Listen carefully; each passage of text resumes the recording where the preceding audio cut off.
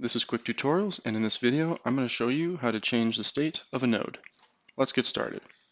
There are three different states a node can be set to: enabled, disabled, and forced offline. Enabled means the node will accept all traffic.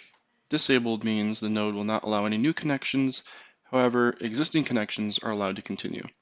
Forced offline means the node will not allow any new connections and it will terminate any existing connections. Let's take a look at what settings show a node as enabled. First, let's load the node. Now we will take a look at the node state and session.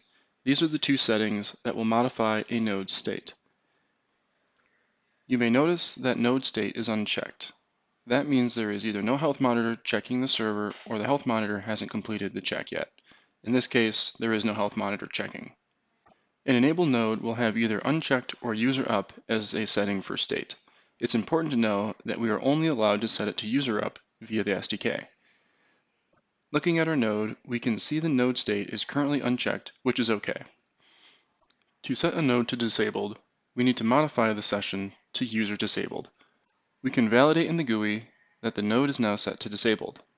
To set a node to the forced offline status, you need to set both session to user disabled and the state to user down. Since the node is already set to user disabled for the session, we will only modify the state.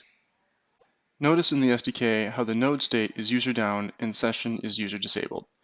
We can also validate in the GUI to show the node as forced offline. And now, to get the node back online, we can set the state to user up and the session to user enabled. Validating in the GUI, the server is now enabled. Now this video showed how to interact with a node directly. However, this will affect all pools that the node could be a part of. So you can do the same thing for a node in a pool. I will show an example of that real quick. First, we need to load in the pool. Then we need to get all the members in that pool. In our case, we only have one member, so I won't loop through them, but this is where you could loop through members to find the node that you're looking for. As you can see, the pool member is currently enabled.